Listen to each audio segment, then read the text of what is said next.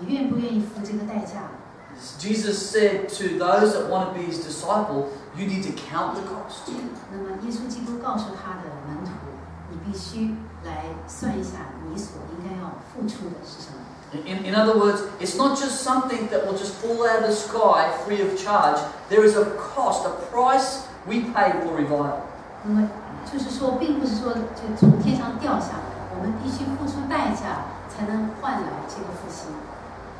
Hallelujah. I want to look this morning, Nazarites, the long hair of the Nazarite. 今天早上要跟大家分享的是拿西尔人的这个长头发。 Let's look at Numbers chapter 6. 看看这个民数记的第6章。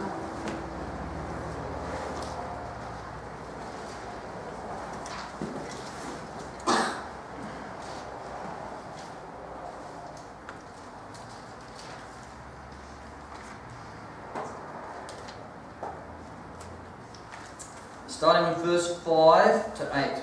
第5节到第8节。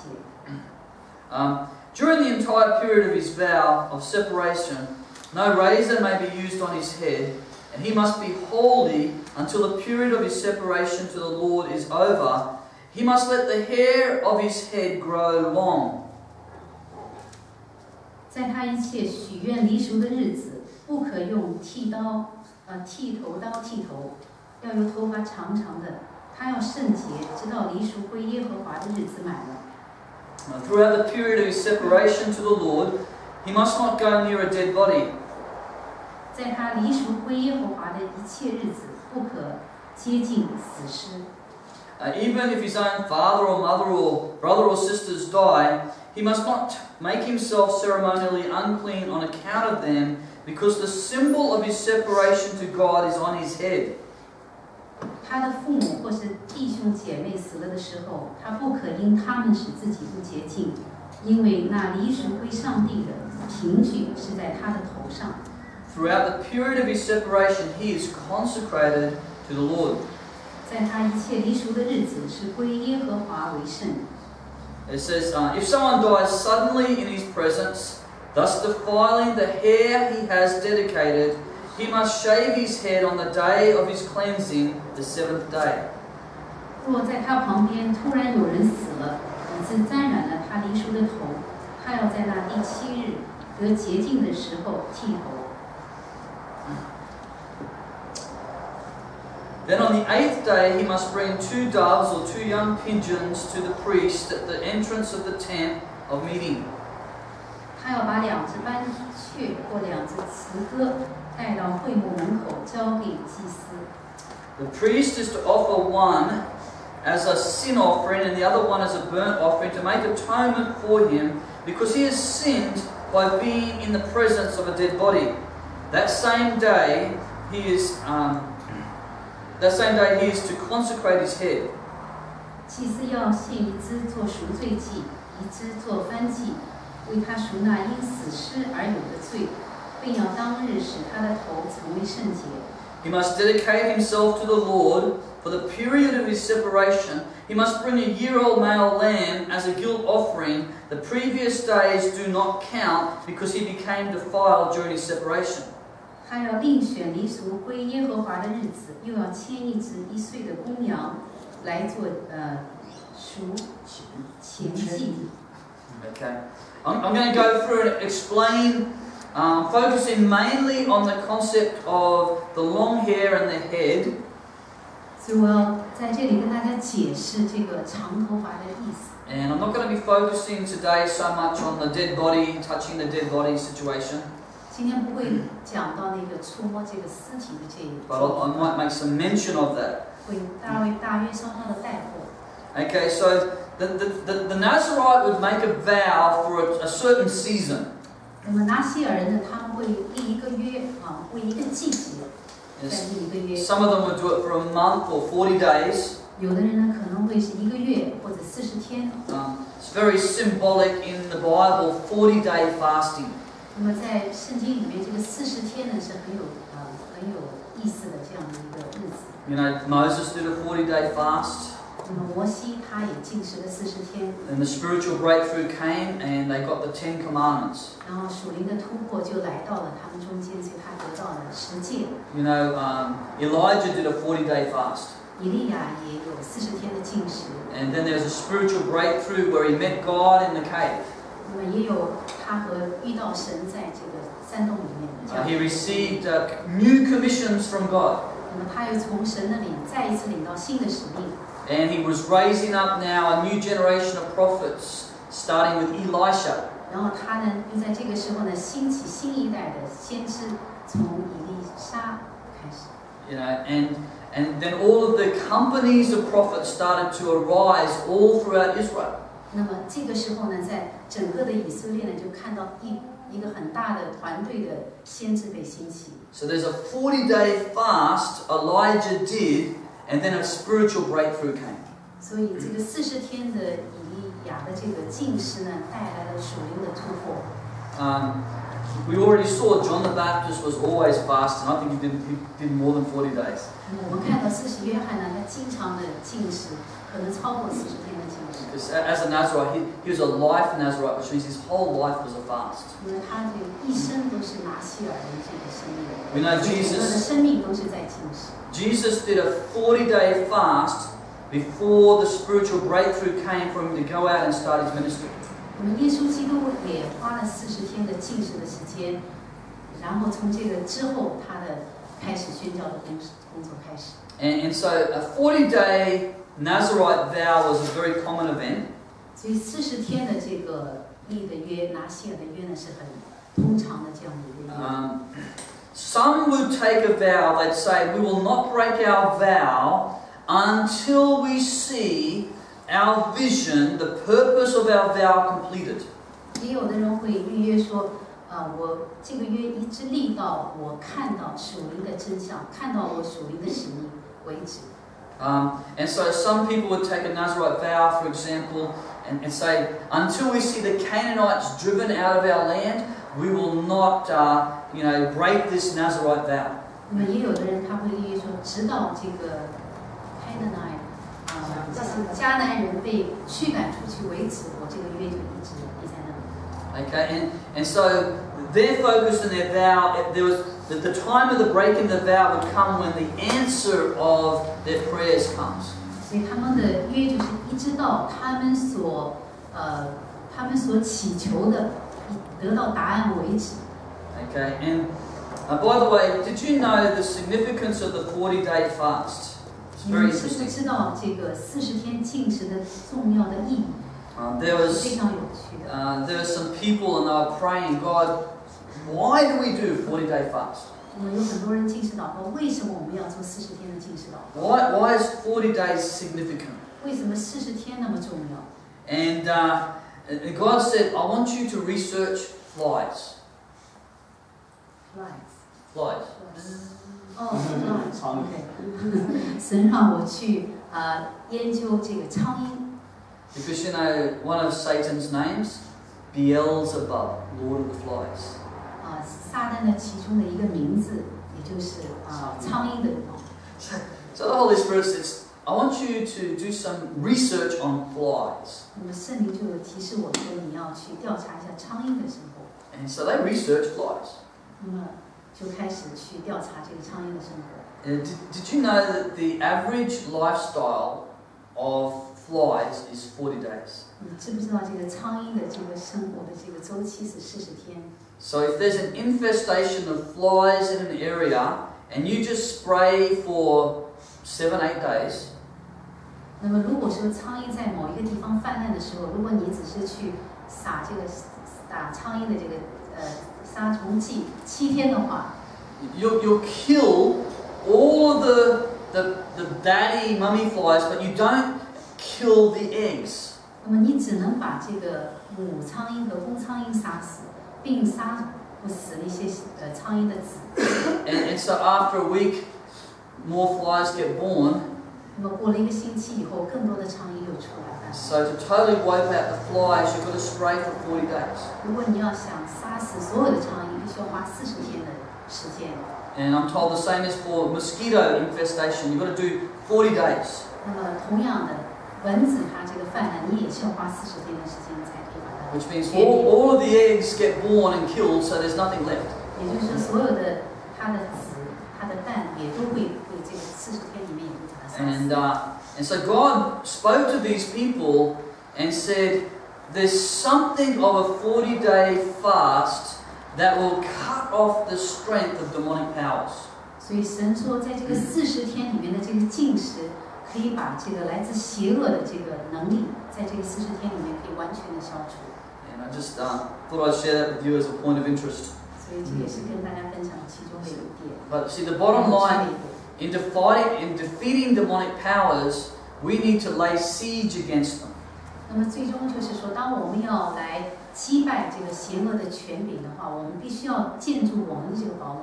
In other words, you don't stop praying until you see their power totally broken. 我们不能停止祷告，直到我们看到他的权柄完完全全停止。And often we declare victory too quickly. 通常我们太快就说啊，我们成功了。 And you know the story where Jesus said that the demon is cast out of the man. 那么在圣经里面也讲到，这个魔鬼从一个人里面被赶出去。 And the spirit, it goes around the dry, arid places, can't find a new home. 那么这个邪灵在其他的地方，他找不到新的家。 And so that spirit will come back to its original host. 然后这个邪灵又回到原来的这个家里面。 So if that person's clean and empty, he gets 7 more powerful demons and repossesses the house. 如果他这个里面是干净的洁净了，然后呢，这个邪灵又会再回到里面，然后7倍。 And so sometimes what happens is we get an initial victory, we cast the enemy out of a situation. 所以有的时候，当我们得到这个得胜的时候，把敌人赶出去的时候， But the enemy's not been totally defeated. 但是敌人还没有被彻底的击败。 And so we celebrate victory for a month, 我们 maybe 2 months, 庆祝我们这个成功1个月、2个月， and then the enemy's coming back in. 然后这个敌人又回来。 Very interesting when the British invaded Tibet. 很有趣的，当这个英国侵略这个西藏的时候， It's around 1904. 那个是在1904年的时候。 And the British were superior in their weaponry to the Tibetans. 英国人当时有着非常高级的武器，超过西藏人的这种武器。 And so every battle they defeated the Tibetans, and the Tibetans were running away. 所以每个战争他们都能够打败这个西藏人，西藏人都会逃跑。 And then they came to the fortress city of Janse. 但是到了他们这个江贼这个堡垒的地方。 It's near Shigatse, but anyway. Janse has a huge fortress. I've actually been there to pray. It's amazing. 江贼这个地方有一个很大的堡垒，我当时曾经去过那个地方。 And see, when the British came against the fortress of Janse, they were expecting a very fast victory. 当英国人来到这个堡垒之前的时候，他们当时期待有一个很快的得胜。 And actually, it was extremely fast. 他们认为应该会很快的一种得胜。 Because when they saw the British coming, all of the Tibetan warriors left the fortress and ran away. 因为当时他们看到英国人来的时候，那些西藏的这些兵士，他们就逃跑了。 And so the British go, that was easy, we didn't even have to fight. 那么当时英国人觉得太容易了，我根本不用打仗。 And so they set up their camp underneath the fortress. 所以当时他们就在这个堡垒下面，这城堡下面搭营扎寨。 At night time, all the Tibetans snuck back into their fortress. 然后夜间呢，然后这些西藏人又回到他们的这个堡垒里面。 They attacked the sleeping British soldiers. 他们就袭击了这些在梦睡中的这些英军。 And from the top of the fortress with big rocks, they just threw it down the tents and killed all of these British soldiers. 然后他们在这个堡垒之上扔了很多石头，杀死了很多的英军。 And then it was a really big battle then, and it cost the British a lot of lives. 然后那个时候战争变得非常激烈，很大的一场战争，然后英军就失去了很多的军事。 But see, this often happens spiritually. 那么同样的这种状况也在我们灵里面。 We initially in our full force of a good beginning, we attack the enemy. 那么刚开始的时候呢，我们会用足我们的力气去对付敌人。So remember the picture of the seed that comes up very powerfully and quickly in the beginning? 就好像那个图像讲到那个籽刚从土壤出来的时候，它很快。You know, and so we've got all the unity, we've got all the enthusiasm, everyone's coming to the prayer meeting. 因为那个时候我们已经好像有一种团气，大家都一起来到这里一起祷告。And we're hitting the enemy. 我们不断的袭击敌人。And we're winning. 然后我们在得胜。We're binding up demonic powers, we're pushing them back. 我们也捆绑了邪恶势力，也把他们往外推出去。And then we start to relax. 然后我们开始放松自己。We start to get bored. 然后我们开始感觉到无聊。We start to get distracted after other things. 然后我们被干扰，被其他的事干扰。Remember, the Nazarite has sacrificed the other things so that he can see revival. 那么记得拿西尔人，他就是完完全全的放弃了其他的事情，想要来看到这个复兴。But the opposite heart comes. We turn our eyes off the fullness of revival and start seeking after other things. 但是有的时候，相反的东西进入到我们里面，把我们的眼睛从这个复兴上挪开，去看到其他的事上面去。And the other thing is the enemy will start hitting certain people and hitting them until they give up. 那么在这个时候呢，这个邪恶的势力他也会开始针对某一些人攻击他们，直到他们放弃为止。To be like the Nazarite who makes a vow, I will not break this vow unto God until I see the fullness of breakthrough. 我们要像拿西尔人一样的话呢，立的这个约就是说，我不会放弃，直到我看到神给我们的这个复兴完完全全来到我们为止。Okay, so for the full term of the vow, the Nazarite could not cut their hair. 那么拿西尔人所立的这个约，整个这个约里面，他不能去剃头。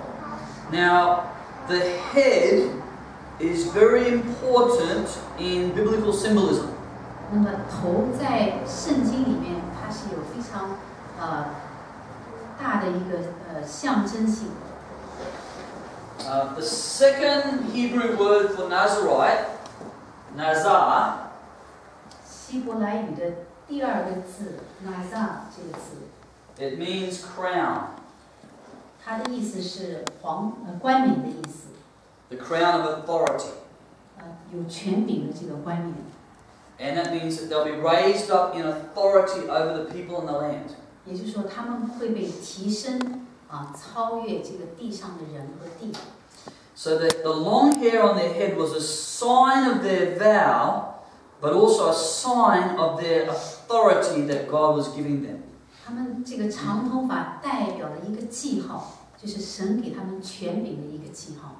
And it's interesting, this is an outside sign of an inside commitment. 它是外在的这个记号，象征着内在的这个承诺。If we look at Romans chapter 2, 罗马书的第2章。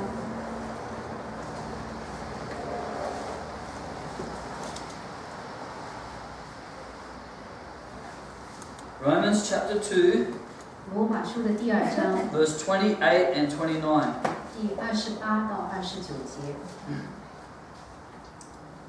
A man is not a Jew if he is only one outwardly, nor is circumcision merely outward and physical. 因为外面做犹太人的不是真犹太人，外面肉身的割礼也不是真割礼。No, a man is a Jew if he is one inwardly, and circumcision is the circumcision of the heart by the Spirit, not by the written code, and such a man's praise is not from men, but from God. 唯有里面做的才是真犹太人，真割礼也是心里的，在乎灵，不在乎译文。这人称赞不是从人来的，乃是从上帝来的。Paul makes an interesting comment in Romans. He says, not all of Israel is Israel. 保罗讲了一个很有趣的话，不是所有以色列的人都是以色列人。All of the people of Israel say, we are the people of God. We are the covenant people of God. 因为所有以色列的人都说我们是神的子民，我们是和神有立约的子民。Paul says actually not all of those who are flesh and blood descendants of Abraham were God's true Israel. 那么保罗说，并不是所有亚伯拉罕的后裔都是神的血统。It's the Israel of the heart. 是以色列这个人的名是来自心里面。You see, there's all of the men of Israel. They carried this sign of circumcision on their bodies. All of the men of Israel carried the sign of circumcision. 所有以色列的人呢，他们都带着这个割礼的这个记号。There's an outward sign. 这个是外在的一个记号。But many didn't have the inward covenant commitment to God. 但是许多人他的内在没有和神有这样的一个承诺。And you could also say this: not all the church, not every Christian, is the true living church of God. 你也可以这么说，并不是所有的教会、所有的基督徒就是真正的生活在这个基督徒的生命里面的基督徒。Even Jesus himself said, many will stand before him on that day, and they were saying, Lord, Lord, Lord, and he said, I never knew you. 耶稣基督也这么说。到了末世的时候，有很多人会来到他的面前说：“主啊，主啊！”但是他说：“我不认识你。” And we know that there'll be many stand before him on that day, and they'll be like the servant who was not faithful to steward his talent. 那么也会有很多人在末世的时候来到他的面前，就好像那些他的仆人没有很真正的忠诚的去利用他给的这些恩赐。So in other words, many Christians in the church, they're going to be surprised. They're not even going to get into heaven. 也就是说，很多教会的基督徒最后他会很惊讶，他们最后没有办法进入到天国。Because they had their confidence in something other than the finished work of Christ.